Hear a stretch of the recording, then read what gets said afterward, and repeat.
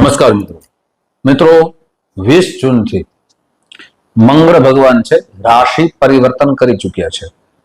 તો કર્ક રાશિના જાતકો માટે એમના જીવનમાં શું મોટા પરિવર્તન આવશે, શું ફેરફાર થશે, આજના વિડીયોમાં આપણે સંપૂર્ણ માહિતી પ્રાપ્ત કરશું. આપની કર્ક રાશિ હોય તો આ વિડીયો સંપૂર્ણ રીતે જરૂર સાંભળજો.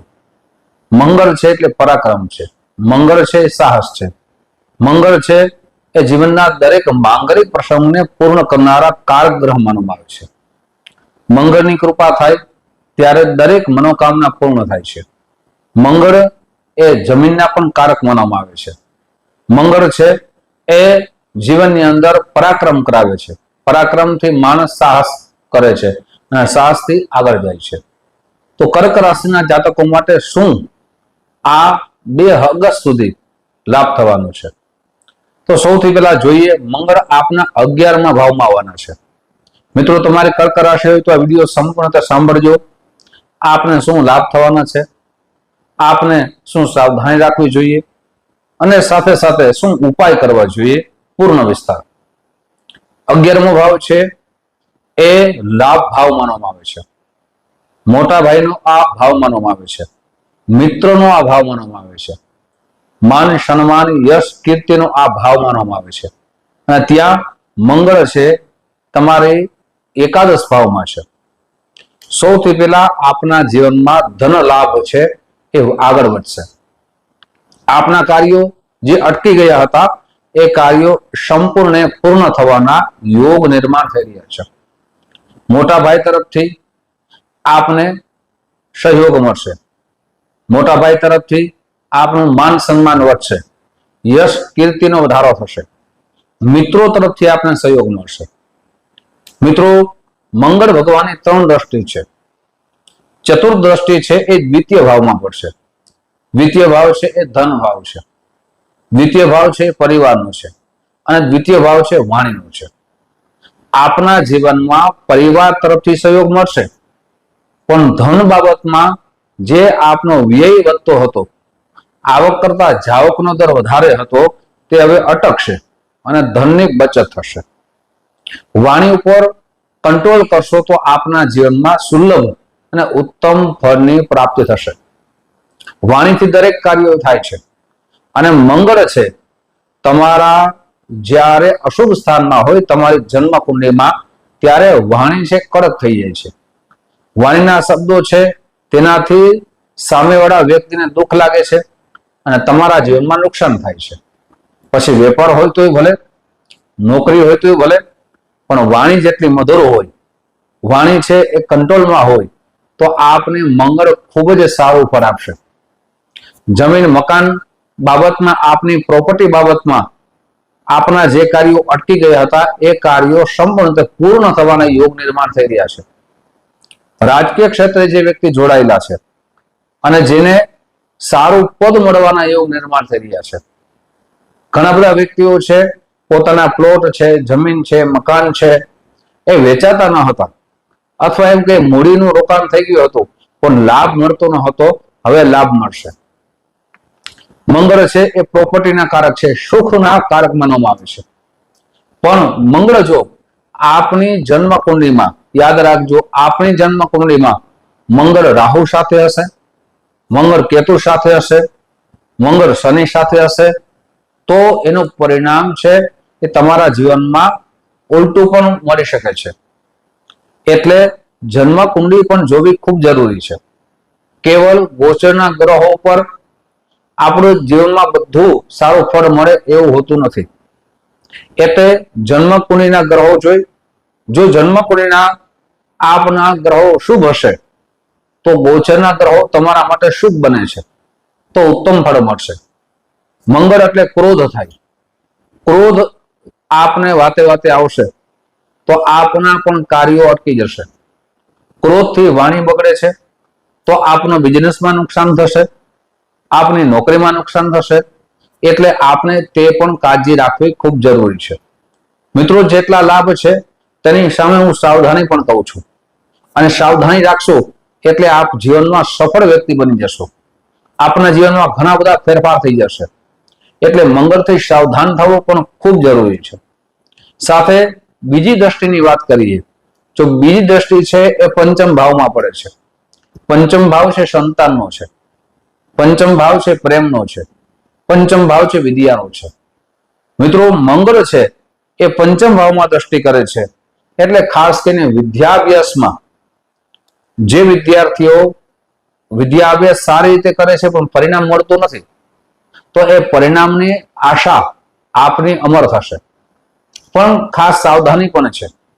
વિદ્યાભ્યાસમાં આપ આળસ કરશો, આજનું કાર્ય કાલ ઉપર છોડશો, તો વિદ્યાભ્યાસમાં મોટું નુકસાન થવાની સંભાવના વધી જાય છે. મંગળ છે આળસ પણ કરાવે છે, એટલે આપણે આળસનો ત્યાગ કરી અને આગળ વધવાનો સમય છે. તમારા માટે સુવર્ણ સમય છે, પણ એ સુવર્ણ સમયનો લાભ લેવો એ આપના હાથમાં છે. જ્યારે સમય સારો હોય ત્યારે સમય સાથે કાર્ય કરીએ તો એનો લાભ ઉત્તમ રીતે મળી શકે છે. પણ સમય ચાલ્યો જાય અને પછી મહેનત કરીએ તો ઘણી વખત ભાગ્યોદય થવામાં વાર લાગે છે. એટલે મંગળ સારું પણ કરશે. સાથે સંતાન બાબતમાં આપના જે પણ પ્રશ્નો છે એ પ્રશ્નો હળવા થતા આપને લાગશે, અને સંતાન બાબતની અંદર આપનું માન સન્માન વધશે. આપના સંતાનો આપણી યશ કીર્તિનો વધારો કરશે. આપણા સંતાનો આપની ઈચ્છા પૂર્ણ કરશે. પિતા અને પુત્ર વચ્ચે સંઘર્ષ થતો હતો, મતભેદ થતા હતા, એ દૂર થશે. સાથે સંતાનનું પ્લાનિંગ કરતા હો તો આ સમય ખૂબ સારો છે. આપના માટે મંગળ છે લાભકારક બની શકે છે. હવે વાત કરીએ ત્રીજી દ્રષ્ટિની, તો ત્રીજી દ્રષ્ટિ છે એ છઠ્ઠા ભાવમાં પડે છે. છઠ્ઠો ભાવ છે રોગનો છે, છઠ્ઠો ભાવ છે જોગનો છે, છઠ્ઠો ભાવ શત્રુનો છે. ત્યાં મંગળ છે ગુરુના ભાવમાં છે.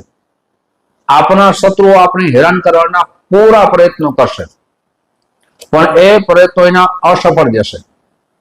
આપને જે રીતે ષડયંત્ર રચવાનો પ્રયત્ન કરશે એની જાળમાં ફસાઈ ના જતા, કોઈની વાતમાં આવી ન જતા આપ મૂડી રોકાણ કરો કોઈ પ્રોપર્ટીમાં, તો સમજી વિચારી એના દસ્તાવેજો તપાસી અને આગળ વધવું તમારા માટે સારું કહી શકાય.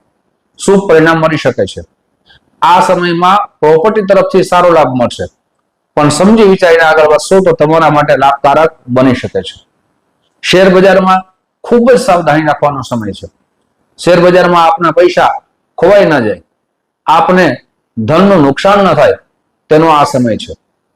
સાથે આપના સ્વાસ્થ્ય બાબતમાં પણ આપણે ચિંતા કરવી જોઈએ.